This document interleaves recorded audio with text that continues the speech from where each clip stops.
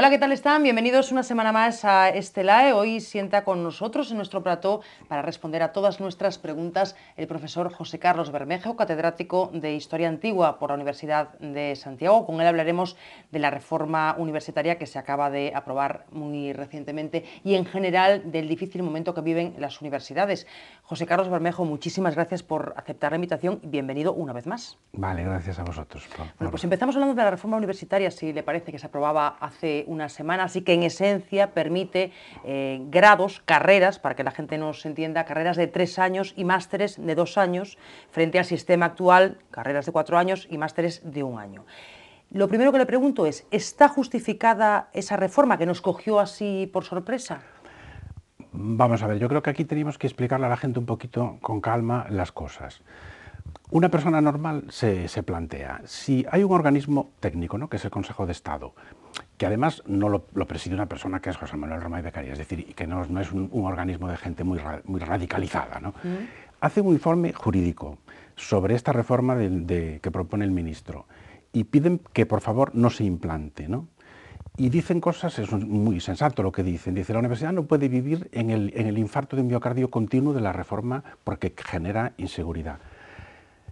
La gente debe saber que este año se acaban las licenciaturas viejas y el mismo año que se acaban se proclama que hay que poner patas para arriba toda la reforma que era la mejor hecha del mundo. No tiene ningún sentido.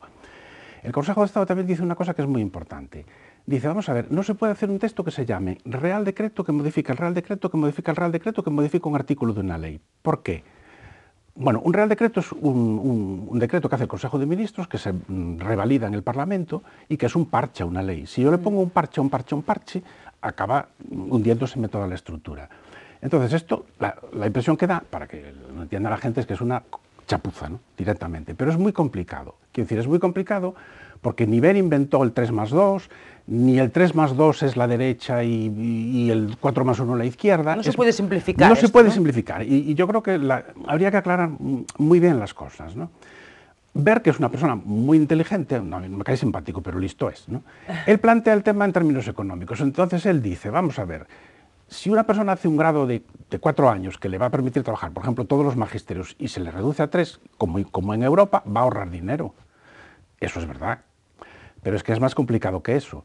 Porque claro, si él lo que quiere es reducir todos los grados de 4 a 3, pero claro, como las universidades se financian en gran parte por el número de alumnos y los ingresos de matrícula son muy importantes, eso le supondría un ahorro muy grande a las autonomías, que en julio se pronunciaron todas a favor de la reforma, y un recorte de ingresos muy grande a la universidad. Los rectores han hecho lo que tienen que hacer. Primero, vamos a ser sensatos, hay elecciones en 8 meses, pare usted, ¿no? Segundo, yo no voy a aceptar semejante recorte de ingresos porque sí, habría que hacer las cosas de otra manera. ¿Qué pasó aquí? O sea, ¿qué pasó? ¿De dónde viene esto? ¿De dónde viene esto? Bueno, este lío viene de lo siguiente. Bueno, hace muchos años se firmó un documento que se llama la Declaración de Bolonia. Bueno, la gente tiene que saber que una declaración es un texto que no tiene valor legal ni es vinculante. Es decir, la Declaración de Bolonia no es el euro, que si nos salimos del euro vamos a la ruina. Es una declaración que dice, los estudios universitarios se organizan por el número de horas, que es el número de créditos, en 3 niveles. El grado, que se llama bachillerato se llama el grado, bachillerato en artes, que son 3 años. El grado más máster, que son 5 años, que es la antigua licenciatura, y el doctorado. No dice nada más que eso. Eso es la Declaración de Bolonia. ¿Eso en qué se convirtió en España? Se convirtió, bueno, primero, ese sistema de 1, 2, 3, grado, máster, doctorado, viene de la Edad Media, en el mundo anglosajón se mantuvo y en Europa desapareció. Ese sistema excluye en todos los países anglosajones, primero, a la carrera de Derecho, a la que aquí se le aplicó, a la carrera de Medicina, a Veterinaria, a Farmacia, a todas las ingenierías que tienen otra estructura. Para que se den cuenta, bueno, aquí ¿qué se hizo? Aquí se generó una inmensa apisonadora uniformadora que llegó a este disparate. La carrera de medicina eran 6 años y todo el mundo en Estados Unidos, yo hago la carrera de medicina y el doctorado en medicina, que se llama Medical Doctor, MD, ¿no?, es la especialidad. Yo soy cardiólogo con 5 años y ese es mi doctorado médico. Si hago una tesis a mayores, yo soy MD y FIDI, Philosophical Doctor, es el doctorado hecho con una tesis. Bueno, aquí hubo un intento de convertir la carrera de medicina en un grado de 6 años, y que el MIR fuera un máster. Esto fue con el ministro Gabilondo, si no me equivoco. Fue un debate en el que yo fui invitado en una ocasión a participar. Claro, el disparate era que una persona que está de cardiólogo, digamos, 5 años en el clínico, va a estar pagando un máster 5 años y trabajando gratis para la Seguridad Social. ¿Quién frenó esto? Primero, el sentido común, y segundo, el Ministerio de Sanidad.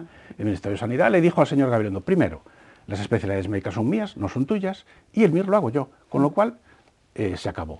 Eso se frenó, pero eso otras se cosas frenó. no se frenaron. Otras cosas no se frenaron. Y entonces, ¿qué le dijeron a los médicos? Que fueron los que se pusieron firmes, ¿no? Como no se pusieron los profesores de Derecho. Los médicos le dijeron, no te preocupes, tus 6 años se llaman grado más máster. Se acabó. Eso es un ejemplo de cómo se llegó al disparate. ¿Qué pasa después? Vamos a ver, el decreto de Wert apela a un artículo de la Constitución y hace bien. Vamos a ver, la Constitución dice que las directrices generales de los estudios universitarios le corresponden al Estado. Esto solo quiere decir que el Estado reconoce como títulos oficiales de la universidad Derecho y Física, pero no Astrología ni Naturismo. Vale, se acabó. El Estado dice qué títulos son válidos en todo el Estado y debería definir el contenido básico de cada título. Esto es lo que hizo Maraval, por ejemplo. Con la reforma de Maraval eran unos decretos de 2 páginas que salían en el BOE que decían carrera de Derecho, licenciatura, tantos créditos, estas son las asignaturas sin las cuales no te admito el título y no hay nada más que eso. El problema es que en vez de hacer eso así, ¿qué se hizo en España? En España, primero, se predicó como que Bolonia era la renovación desde cero, ¿no?, de la universidad. Parece que éramos todos tontos, no habíamos estado en el extranjero nadie, ¿no? Y íbamos a empezar a dar clase, a dar clase científicamente. Bolonia se convirtió en una máquina para hacer planes de estudio de la siguiente manera. Primero, se le dejó el poder y el control de todo este sistema. Esto es como una partida de ajedrez. Nosotros somos fichas y nosotros solo nos podemos mover en una dirección. El responsable es el que hace el tablero y las reglas del juego. Una vez que se hicieron las reglas del juego, las posibilidades de manejo eran muy pequeñas, ¿no? ¿Aquí en qué se convirtió? Bueno, la gente debería saber que hay documentos para hacer los planes de estudio que siguen en vigor en la reforma de Wert, que es disparatada. Son memorias de 200 páginas, de 300 páginas, que un vicerrector que yo trataba, que ahora está jubilado, definía como memorias de obligado cumplo y miento, porque estaba todo copiado y todo el mundo sabía que luego no se aplicaban, ¿no? Estas memorias de obligado cumplimiento se hacen por un sistema de 69 competencias y habilidades, que son uniformes para cualquier enseñanza. Bueno, esto es un disparate. Sí, bueno, se rizó un poco el rizo, Se ¿no? rizó el rizo, porque las competencias y las habilidades, eso se creó en la Segunda Guerra Mundial para organizar los ejércitos y para las empresas. Vamos a ver, la competencia es, ¿usted qué carnet tiene de moto, de coche o de camión con remolque, ¿no? ¿Usted qué sabe hacer? ¿Estos programas informáticos o no? Pero toda la educación no se puede regir por ese sistema, y mucho menos convertirla en presa de la pedagogía, no de la pedagogía mala. Es decir, que Bolonia se aplicó mal. Bolonia se hizo mal desde el principio y había que reconocer que se hizo mal. Nuestros alumnos dicen, es que aquí yo no veo que haya ninguna diferencia entre el instituto y la facultad. Quizá en ese momento tendríamos que haber establecido carreras de 3 años y otras de 4. Claro, es que había que decir, vamos a ver, es que Wert le encargó a la famosa comisión de los 5 sabios, que cuando Wert entró en el gobierno, dijo, lo fundamental de la universidad es reformar el sistema de gobierno. Nombró una comisión que hizo un estudio muy serio, que tenía un problema gravísimo, porque Óscar Alzaga, que es notoriamente del PP, hizo un voto particular diciendo que esa reforma consiste en que los rectores los nombra la autonomía, los rectores nombran a todos los cargos de la universidad, desaparecen prácticamente los órganos colegiados y eso es una estructura de poder muy fuerte para hacer una reforma. Óscar Alzaga, que tiene un informe muy sesudo, un voto particular muy sesudo, dice es que eso sí que viola la autonomía universitaria, porque además la universidad la gobierna un consejo de administración, por decirlo así, de los que la mitad no son de la universidad. Vamos a ver, ¿cómo se puede explicar que el argumento clave fuera ese? Y ojo, los argumentos de Wert son los mismos que los del PSOE, que el PSOE no venga ahora a hacer demagogia, porque hay un libro que se presentó en el Congreso de los Diputados por el Grupo Parlamentario Socialista y la Fundación Alternativas en el último año de Gabilondo, que se llama Propuestas para la Reforma de la Universidad Española, que propone lo siguiente, y esto hay que decirlo porque es verdad, la matrícula como sobre 7.000 euros, suprimir las becas y cambiarlas por créditos bancarios. Eso no trascendió, todo no, eso. El libro está en internet. Sí. Establecer el sistema de la gobernanza. Desfuncionalizarnos a todos los profesores, eso lo propuso el PSOE. Desfuncionalizarnos a todos y dejar que la investigación reducida en 6 universidades. Quien quiera el libro, le doy el enlace en internet. Si no lo borraron. Patas para arriba todo el sistema. Claro, ¿no? pero es que es esto que sería de una ideología muy ultraliberal, es lo que dice Wert, pero es que también lo decía el PSOE. Entonces, ¿qué se hizo mal, hombre? Pues se hizo mal, primero, porque carreras, en ese informe de Wert, se decía, vamos a ver, hay carreras que tienen que volver a 3 años, magisterios, carreras cortas que se llamaban antes, que es de sentido común. Pero eso ¿cómo se hace? Se uniformizó todo, ¿no? Se uniformizó sobre todo con una máquina supuestamente científica que te permite evaluarlo todo. ¿Qué se pretende mantener en vigor? ¿Cómo se puede solucionar esto? Pues es muy fácil. Haciendo un catálogo de títulos de 3 años, de 5 años y los que se quedan fuera del módulo, con unos decretos que digan los contenidos y dejándose de tonterías. Y desde luego haciéndolo bien y no como se propone, porque se propone volcar a los alumnos. O sea, mis alumnos que son de cuarto, les estoy dando clase un curso que sobra el año que viene. Porque si el grado solo se mide por créditos, los de tercero ya lo tienen. O es que los que hacen primero van a repetir porque sus asignaturas ya no existen. Porque no es volcar, es suprimir. Bueno, ¿y cómo se explica que se presente, que se apruebe esta reforma a falta de tan poco tiempo para las elecciones? Bueno, yo es que no, es un misterio, ¿no? Es que no lo entiendo. O sea, yo no entiendo cómo, francamente, quien sea, el Consejo de Ministros, le deja a un ministro en contra de la opinión del Consejo de Estado, en contra de otras cosas que había dicho el ministro, en contra de lo que le han dicho los rectores de la comunidad universitaria y del más mínimo sentido común, meter semejante follón. Ahora es que no lo entiendo. Bueno, la única explicación que yo veo es la que, efectivamente, si yo, la comunidad autónoma, yo soy rector, imaginemos, ¿no?, de una universidad, pierdo la cuarta parte de mis alumnos, pierdo una parte muy importante de la subvención, me sobran profesores y esto es una reconversión. Es el único criterio que entiendo, es el único racional, el económico, lo demás es una locura, no tiene ni pies ni cabeza. Porque en estos grados de BERT se pretende que en un grado de 3 años haya que hacer un trabajo de investigación en el tercer año y una parte de los contenidos no sean del grado. Es decir, que en matemáticas, por ejemplo, los chicos en 3 años van a hacer un trabajo de investigación. La investigación en Bolonia corresponde al doctorado, no al grado. Y además de un trabajo de investigación tienen que tener una parte de la carrera que no sea de matemáticas. ¿Pero qué van a estudiar? Año y medio de matemáticas. No tiene sentido. No tiene ni pies ni cabeza, francamente. Antes decía, sobran profesores, ¿no? Si se aplica esta reforma tal como está concebida. ¿Quiénes son entonces los grandes perjudicados? ¿Los estudiantes o más bien los profesores? Vamos a ver, los profesores notoriamente son perjudicados, claro, y las universidades también, pero los estudiantes también, porque esto no tiene ni pies ni cabeza. Como decían nuestros padres, esto es unos indios. No hay manera de explicarlo. Es decir, yo a mis alumnos les digo, bueno, o sea, ¿qué le decimos a los alumnos? Que si además es que el decreto incluye el volcado, es decir, pasarlos al sistema nuevo.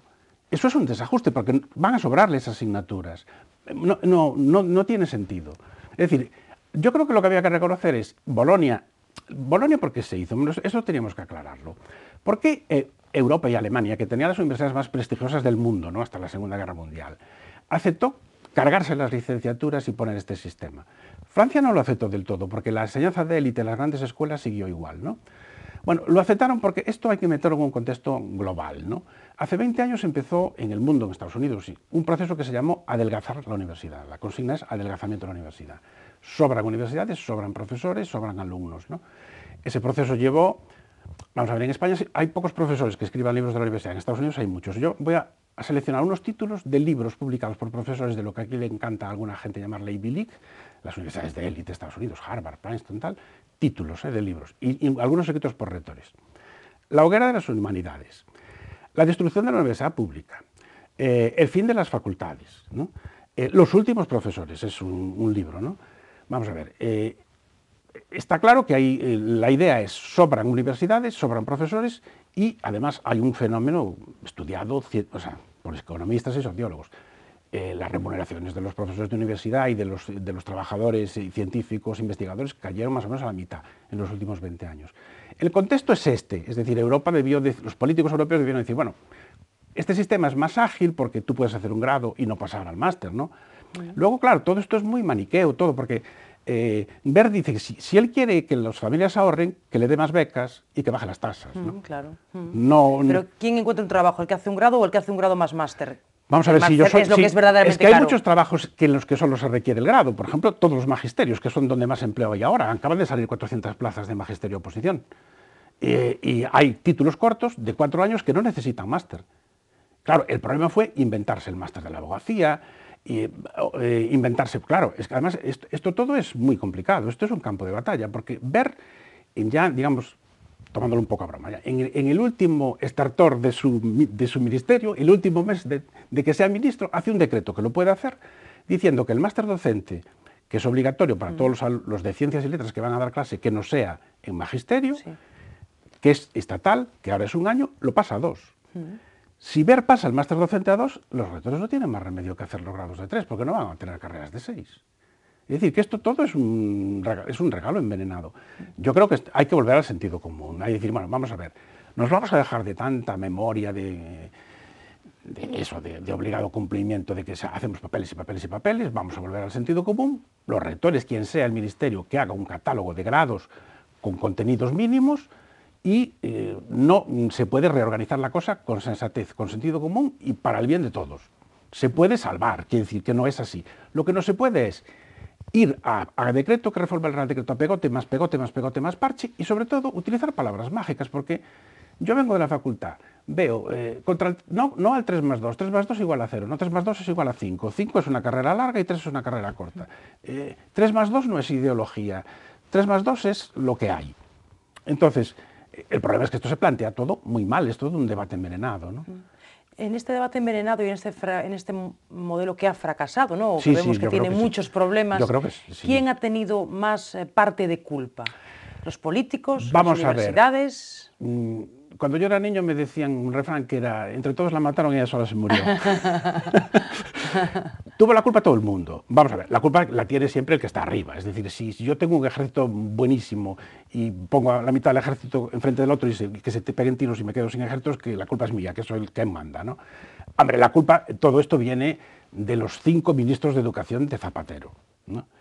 Es decir, esto se hizo mal desde el principio. Si se compara cómo se hizo la reforma de Maraval, que fue mucho más integral, ¿no?, de la universidad, y cómo se hicieron los planes de estudio, a esto es que es el día y la noche. Es que aquello había unas comisiones que decían, bueno, la carrera de historia va a ser así, tiene este contenido básico, luego usted, si quiere la pone, ya le dirán si tiene medios, si no tiene medios, haga la memoria que quiera, pero esto es indiscutible, ¿no?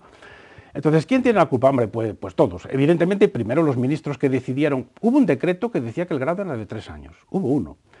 Se encargaron libros blancos que definieran los títulos que tenían sentido hacerlos. Se tiraron a la basura. Después hubo otro decreto, todo en la época de Zapatero, que decía que habría que introducir un curso común en la Universidad de Ciencias y Letras, que sería como el antiguo COU, ¿no?, que en Estados Unidos se hace dentro de la universidad. Sí. Ese curso luego se dijo que era inviable. Porque claro, ¿qué vas a hacer ahora? Primero de ciencias y primero de letras. Eso en otra época era viable, hoy no es viable. Eso fue así, se hizo así, se puede demostrar que se hizo así. Y luego se les ocurrió el 3 más 1. El 3 más 1 era ese curso general se añade a la carrera. Es decir, cuando se hicieron los planes de estudio había una norma que decía, usted tiene que hacer la carrera de historia, pero la cuarta parte no puede ser historia. El 3 se empezó con el 3, se le añadió un pegote, pero es que luego ya se acabó de fastidiar el tema cuando se decide que el grado que es previo, ¿no?, a la licenciatura, o sea, vamos a ver, es que la carrera es el máster, no es el grado. La carrera larga, la carrera corta es el grado. O sea, hay carreras cortas y carreras largas. Las carreras cortas son las cortas, de 3 años como siempre fueron, y las largas son de 5. Y el título equivalente al licenciado es máster, no grado. Y aquí lo confundieron. Bueno, luego ya... Bueno, o sea que los 5 minutos de Zapatero de Educación, no, usted le da un suspenso directamente... Bueno, a todos. Y al último, un suspenso cum laude. Pero en las universidades también se habrán hecho las cosas mal en estos años, sí, no, o alguna cosa mal se habrá hecho, ¿no? Las universidades asumieron el sistema. ¿Y por qué asumieron el sistema? Yo creo que la razón es la siguiente. Se creó un vocabulario, ¿no?, una especie de cháchara pseudocientífica, pseudopedagógica. Yo no estoy en contra de la pedagogía, yo creo que la pedagogía es muy útil aplicada a los niños. No se puede hacer una guía docente igual en FP, en enseñanza media y en la universidad, y se están haciendo igual. La reforma de Bolonia, ¿qué consiste? ¿Que en todos los alumnos firman en una hoja cada día que van a clase? ¿Cómo están firmando? No. Se supone que no. Los alumnos en Bolonia empezaron a ir todos a clase porque les puntuaba estar en clase. Y en clase todos con el ordenador estaban, muchos, lo sabemos, no todos, en letras por lo menos, en Facebook, en el correo electrónico y viendo películas, porque tú solo ves una enorme fila de Macs en clase, ¿no? Entonces, vamos a ver, ¿qué se hizo mal? Lo que se hizo mal fue dejar la universidad en el nivel del pensamiento de los conceptos en manos de la mala pedagogía. Porque, vamos a ver, un pedagogo le puede enseñar a un niño, pero desde luego a mí no me puede enseñar que soy un adulto. Un pedagogo, si es un psicopedagogo, puede hablar de la psicología del niño, no de la psicología del profesor. Porque se da la impresión de que en la universidad quien está en la cumbre del saber son los pedagogos, que le enseñan a enseñar a todo el mundo, aunque ellos no enseñan nada. Claro, el pedagogo le dice al físico cómo tiene que enseñar la física, al matemático también, al cardiólogo cómo tiene que enseñar la cardiología, y a mí cómo tengo que enseñar la historia. ¿Y a él quién lo enseña? ¿Él quién es el superprofesor? El profesor de profesores. Es como el arzobispo, el papa, está por encima de todos los curas, ¿no? Bueno, se ha visto muy pronto el fracaso, ¿no? del modelo, ¿no? Yo creo que sí, pero no es un fracaso del modelo, el modelo es neutro, y además el modelo tenía ventajas. Por ejemplo, se puede hacer un grado, imaginémonos, ¿no?, de matemáticas y un segundo grado de física teórica que requiere muchas matemáticas, mientras que otra física no. Se puede hacer un primer grado de filología y pasar a un segundo grado de historia o de arte, o al revés. Es más flexible, es más flexible y no es, en principio, no es ni bueno ni malo. Otro problema son las tasas, ¿no? Lo que se hizo mal fue meterlo todo en una especie de nube o de niebla psicopedagógica vacía, ¿no?, en donde todo el mundo habla de las competencias y las habilidades sin saber de qué está hablando. Y en donde además la clave es no evaluar la universidad por los contenidos, sino por la forma. Yo tengo una antigua alumna que ahora es decana, que estuvo evaluando titulaciones de ingeniería, no sabe la ley de la gravedad, pero es que puede evaluar cualquier cosa, porque los patrones son los mismos, es llenar todo de casillas, ¿no? Entonces, el problema es crear sistemas de evaluación vacíos. Es lo mismo que los profesores se miden por las citas. Hombre, mire usted que profesores, no todas las citas son iguales. Ese sistema vale para ciencias, no vale para letras. El número de citas en cada especialidad y de artículos es distinto. Un médico publica muchísimo, un matemático puro muy pocos. ¿Cuántos años lleva usted dando clase? 40. Bueno, ¿salen mejor formados ahora o salían mejor formados antes sus alumnos? No digo los suyos en particular, en general hablo. Vamos a ver. Los alumnos de ahora salen mucho peor formados. ¿Por qué? Porque se creó los alumnos de Bolonia, quiero decir, porque mira, una alumna mía, que era muy buena alumna, tenía un 9,5 de nota, ¿no?, me dijo un día, ¿no?, nosotros no sabemos pensar, no nos enseñaron a pensar. ¿Y por qué me decía esto esta chica, que no era tonta y que sí que sabe pensar? Bueno, pues me decía esto porque desde primero se les introdujo un sistema de enseñar todo en contenidos simplificados, dividir las asignaturas en 20.000 notitas pequeñas, ¿no? Dar todo en PowerPoint. El PowerPoint es un instrumento que se creó es un programa de publicidad. Es muy útil para enseñar historia del arte, arqueología o lo que quieras, pero poner las frasecitas en PowerPoint es infantil, ¿no? Entonces, si el mecanismo es un mecanismo, además es un mecanismo burocrático tan ciego y tan uniforme que, por ejemplo, en todas las asignaturas de mi facultad hay prácticas de campo. Como las asignaturas teóricas no tienen prácticas de campo, se llaman prácticas de campo en el aula. Bueno, vamos a ver, es un poco ridículo, ¿no? No me tome usted el pelo, estamos haciendo el ridículo, ¿no? ¿Por qué? Porque usted está aplicando la misma plantilla para todo.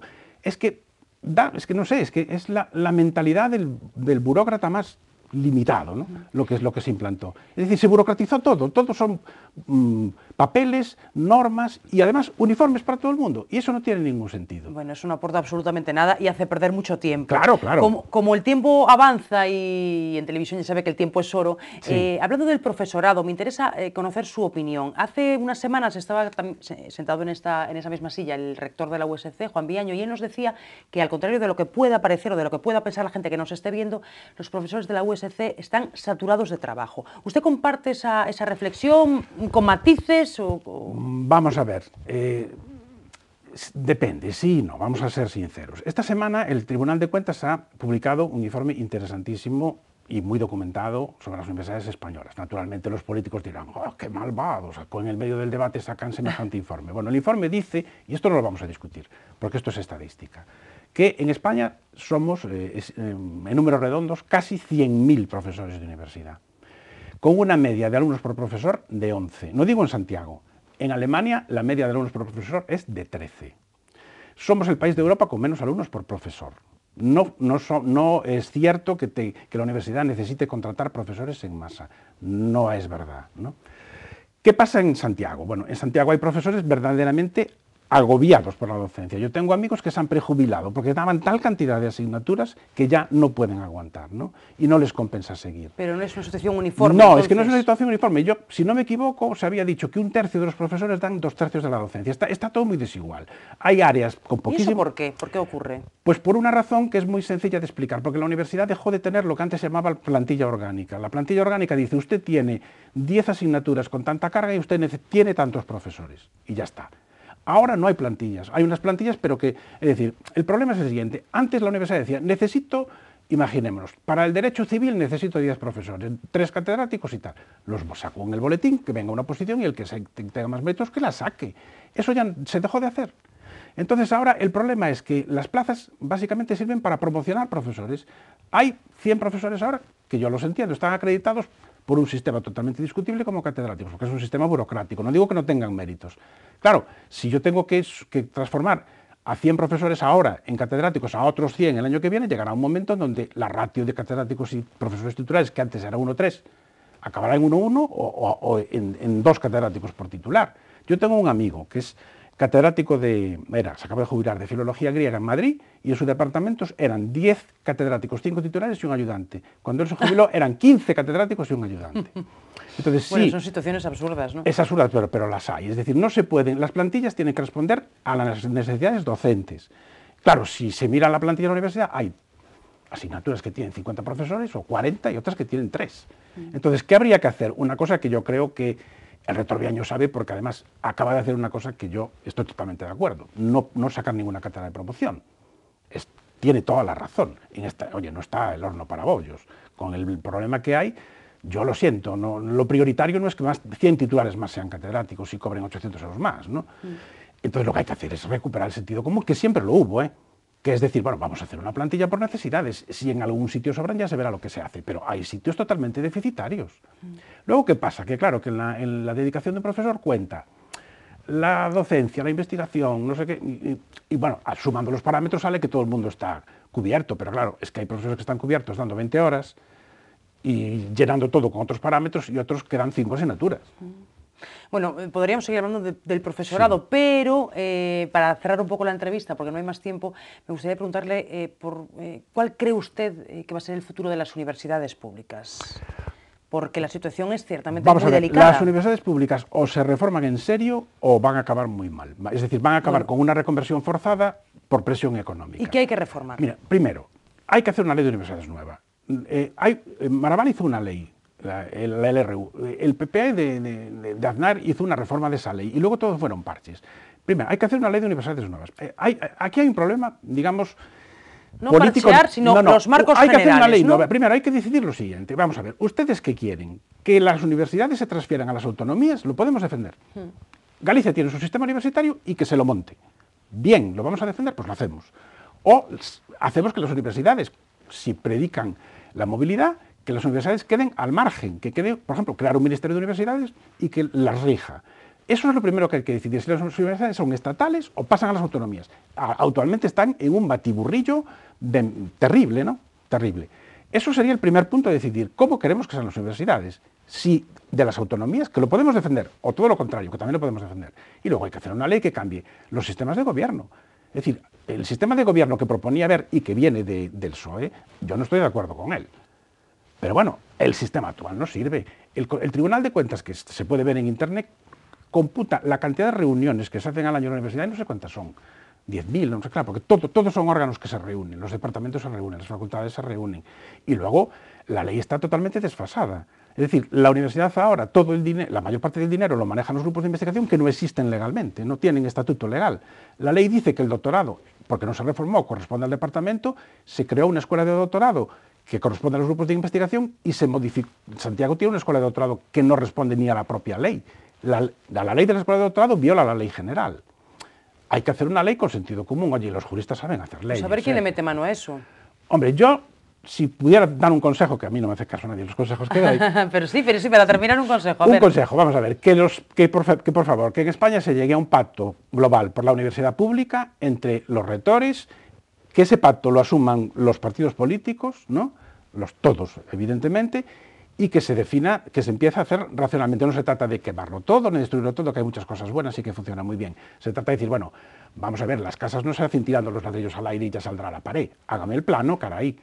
Entonces, pacto por la universidad pública consensuado entre los partidos. No en el que tenía el famoso libro del PSOE, otro.